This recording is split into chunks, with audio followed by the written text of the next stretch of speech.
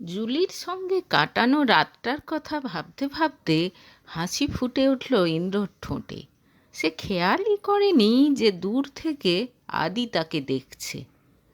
তুই সত্যিই ভাগ্যবান ইন্দ্র, কাছে এসে বন্ধুর পিঠে চাপড় মেরে বলল আদি।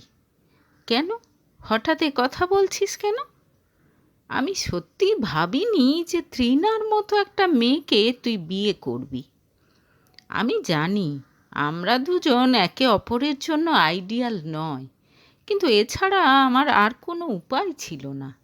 তবে চিন্তা করিস না, আমার মাথায় অন্য প্ল্যান আছে। বন্ধুকে আশ্বস্ত করার জন্য বলল ইন্দ্র। এই, খবরদার, তৃণাকে যদি তুই কোনো রকম কষ্ট দিয়েছিস না, তো আমি তোকে শাস্তি দেব। ভাবিস না যে ওর কেউ নেই।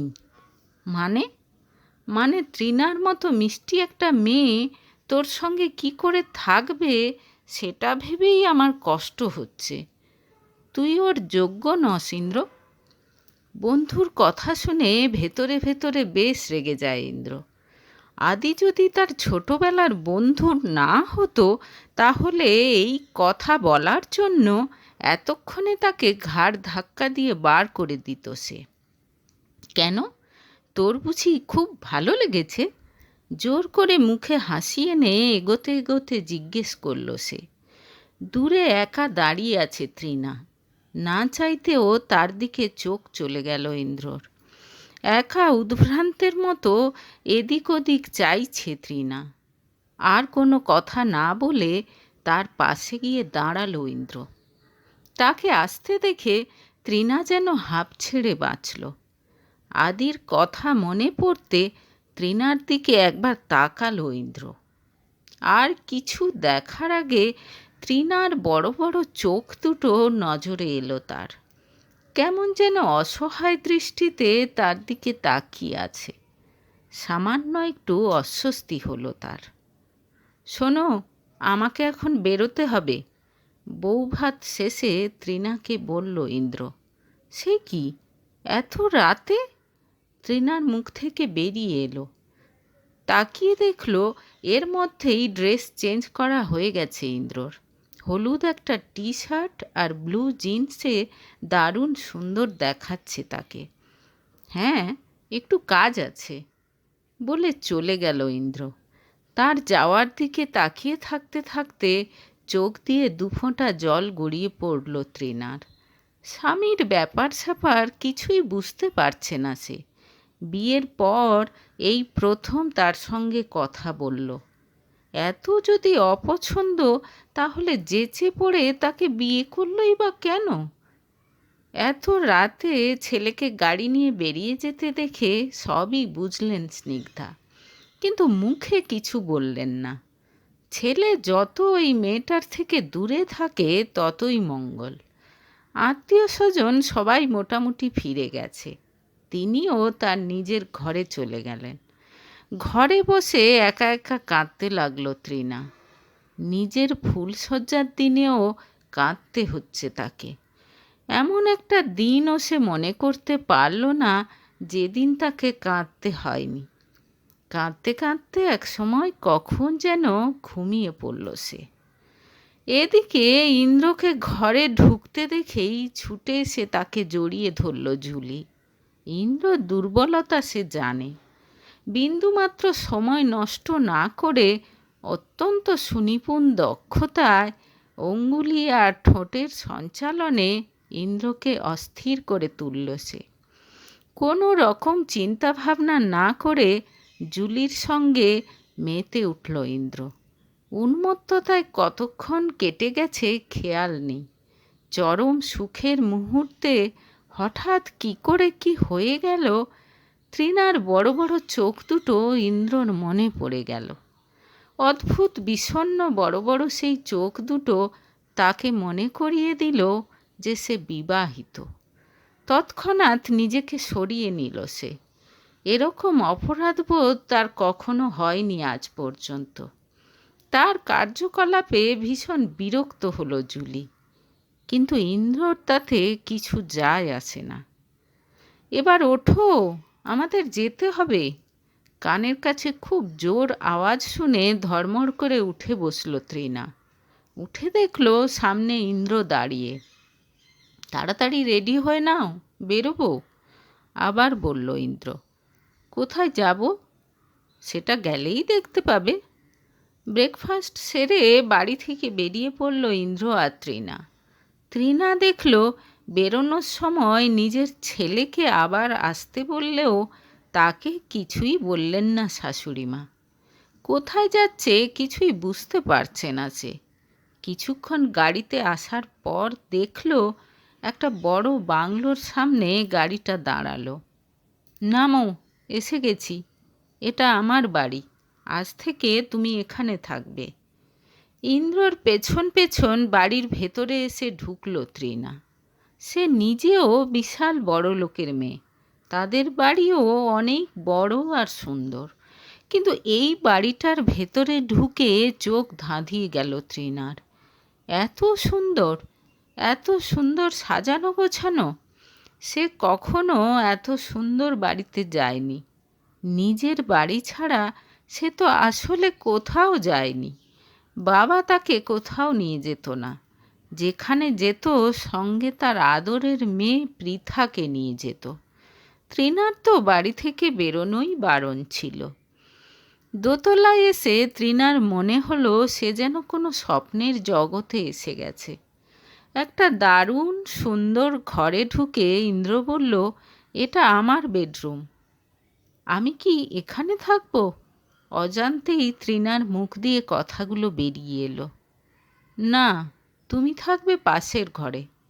একটা কথা তোমাকে বলে দিই, নিজের সম্পর্কে বিশাল কিছু ভাবার কোনো দরকার নেই।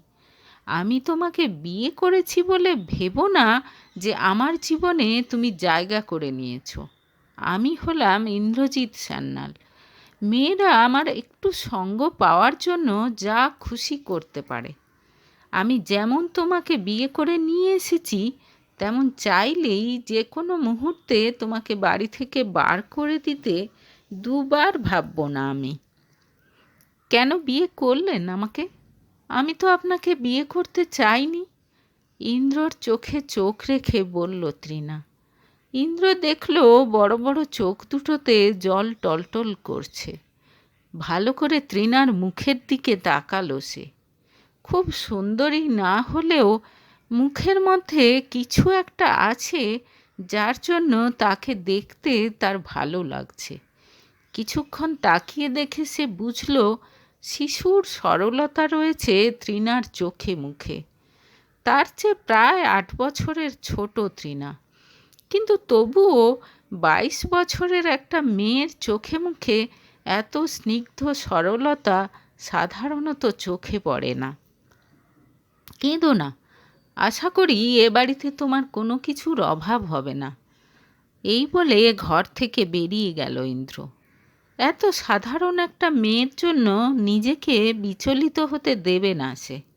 সত্যিই তো, তৃণা যদি মিস্টার দত্তর মেয়ে না হতো তাহলে তাকে বিয়ে করার কথা স্বপ্নেও ভাবতে পারত না ইন্দ্র।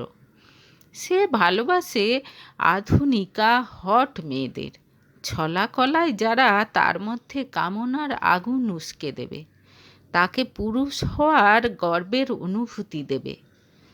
কাজের মেয়ে তুলিদিকে তৃণার দেখাশোনার দায়িত্ব দিয়ে বাড়ি থেকে বেরিয়ে গেল সে। অফিসে বেশ কিছু কাজ জমে আছে। নিজের ঘরে ঢুকে জিনিসপত্র গুছিয়ে নিল তৃণা। কিছুক্ষণ পর কেয়ারটেকার রবি এসে জানালো কেউ একজন তৃণার সঙ্গে দেখা করতে এসেছে। খুব অবাক হলো তৃণা, তার সঙ্গে দেখা করতে আবার কে এলো? বাইরে গিয়ে দেখলো রঘুদা দাঁড়িয়ে। তাকে দেখে হাসি মুখে একটা বাস্কেট এগিয়ে ধরল রঘুদা। এই নাও তোমার সম্পত্তি, তুমি না থাকলে ও বাড়িতে ওকে দেখাশোনা কে করবে? খুশিতে একেবারে লাফিয়ে উঠল তৃণা। রুনি, আমার রুনি বলে বাস্কেট থেকে রুনিকে কোলে তুলে নিল সে। আদরে আদরে ভরিয়ে তুলল তাকে। আর তার কোনো চিন্তা নেই, তার বেস্ট ফ্রেন্ড এসে গেছে। ওই অহংকারী ইন্দ্রজিৎ সান্যাল যদি কোনো দিনও তার সঙ্গে কথা না বলে, তবু তৃণার কিছু যায় আসে না। রুনিকে কোলে নিয়ে তাকে পুরো বাড়ি ঘুরে দেখাতে লাগলো সে। এই দেখ, এটা আমার রুম, তোর পছন্দ হয়েছে? মিয়াও করে উত্তর দিল রুনি। বিকেলে ফিরে এসে নিজের রুমে ঢুকতে যাবে এমন সময় ইন্দ্র দেখল একটা বিড়াল করিডোরের এক প্রান্ত থেকে আরেক প্রান্তে দৌড়ে চলে গেল। এই এই, বিড়াল কোথা থেকে এলো? তুলিদি, রবি, শিগগির এসো, বার করো এটাকে। খুব বিরক্ত হয়ে চিৎকার করে উঠল ইন্দ্র। তার গলা শুনে ঘর থেকে বেরিয়ে এলো তৃণা। চেঁচাবেন না, ও আমার রুনি। মানে? ওটাকে এখানে কে নিয়ে এলো? রঘুদা দিয়ে গেছে। আমি ছাড়া কারো কাছেও থাকে না। আপনার কোনো চিন্তা নেই, ও আপনাকে ডিস্টার্ব করবে না, আমি কথা দিচ্ছি। ইন্দ্র দেখল কথার মাঝেই রুনি কোথা থেকে এসে লাফ দিয়ে তৃণার কোলে উঠে পড়েছে, আর পরম মমতায় তার ধবধবে সাদা লোমে হাত বোলাচ্ছে তৃণা। কোনো ভয় নেই, আমি আছি তো, আদুরে গলায় রুনিকে বলল তৃণা। তারপর রুনিকে চুমু খেতে খেতে নিজের ঘরের দিকে চলে যেতে লাগলো সে। অবাক হয়ে তার দিকে তাকিয়ে রইল ইন্দ্র।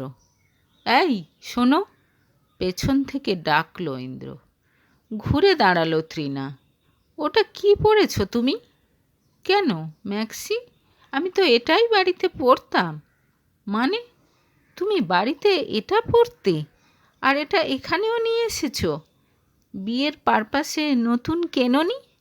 অবাক হয়ে জিজ্ঞেস করে ইন্দ্র। প্রথম দিন তৃণা যে একটা ঢলঢলে বিচ্ছিরি ড্রেস পরেছিল সেটা মনে পড়ে গেল তার, আর এখন সে একটা রংচটা ম্যাক্সি পরে আছে। না মানে আমি তো কিছু কিনিনি, দিদি যা কিনে এনে দিয়েছে। নতুন শাড়ি আছে, কিন্তু বাড়িতে শাড়ি পরে থাকতে পারি না। আচ্ছা, তুমি সত্যি মিস্টার দত্তের মেয়ে তো? জিজ্ঞেস করে ইন্দ্র। সে যেন কিছুতেই হিসেব মেলাতে পারছে না। কোনো বাবা কি করে এরকম হতে পারে? প্রথম দিনই ইন্দ্র তৃণাকে বিয়ে করতে চাইতে যেন রাগে অন্ধ হয়ে গেছিলেন মিস্টার দত্ত। একবার তো মুখ দিয়ে গালিও বেরিয়ে এসেছিল তার। মুখ নিচু করে দাঁড়িয়ে থাকা তৃণাকে দেখে মনটা নরম হয়ে যায় ইন্দ্রর। এখন তুমি ইন্দ্রজিৎ সান্যালের স্ত্রী তৃণা, এরকমভাবে থাকবে না তুমি আর। আর হ্যাঁ, একটা কথা, আমার বিড়াল একেবারেই পছন্দ নয়। রুনিকে সামলে রাখবে কেমন? ইন্দ্রর গলায় কি ছিল সে নিজেও জানে না, শুধু দেখল তৃণা তার দিকে মুখ তুলে তাকালো। তার দু চোখে জল টলটল করছে। নিজের ঘরে ঢুকে গেল সে। ব্যাগটা যথাস্থানে রেখেই ফোন করল সেক্রেটারি মাহিকে। আর এদিকে চোখের জল মুছতে মুছতে নিজের ঘরে ঢুকল তৃণা। জীবনে প্রথমবার তার সঙ্গে সম্পর্ক স্বীকার করল কেউ। আবেগে বুকের ভেতরটা কেমন যেন করছে তার। যেমন ব্যবহার করুক, এত হ্যান্ডসাম সাকসেসফুল ইন্দ্রজিৎ সান্যাল তাকে নিজের স্ত্রী বলে মুখে স্বীকার করেছে। তার নিজের বাবা, তার জন্মদাতা বাবাও তো তাকে নিজের মেয়ে বলতে ঘৃণা বোধ করতেন। ঘণ্টা দুয়েক পর তার দরজায় কেউ নক করতে দরজা খুলে দিল তৃণা। সামনে মাহি দাঁড়িয়ে। মাহির সঙ্গে বৌভাতের রাতে আলাপ হয়েছিল তার। স্যার আপনাকে এগুলো পড়তে বলেছেন। হাসি মুখে একটা ঢাউস ব্যাগ তার দিকে এগিয়ে দিয়ে বলল মাহি। কিছু না বলে তার হাত থেকে ব্যাগটা নিয়ে নিল তৃণা। চলে গেল মাহি। তার স্বামী তার জন্য এত কিছু আনিয়েছে। এরকম লেস দেওয়া দামি দামি ম্যাক্সি আর হাউসকোট দিদি সব সময় পরত। তৃণার খুব শখ হতো ওরকম পরার। আজ ইন্দ্র তার জন্য ঠিক ওই রকম জিনিস আনিয়েছে। কয়েকটা তো দেখে তার আরও দামি মনে হলো। একটা খুব সুন্দর গোলাপি নাইটি দেখে খুব পছন্দ হলো তৃণার। নাইটিটা পরে আয়নায় নিজেকে দেখে সে মুগ্ধ হয়ে গেল একেবারে। তার খুব ইচ্ছে হলো ইন্দ্রকে একবার দেখাবার। আবেগে বিহ্বল হয়ে কোনো কিছু চিন্তা ভাবনা না করে ইন্দ্রর দরজায় গিয়ে নক করল সে।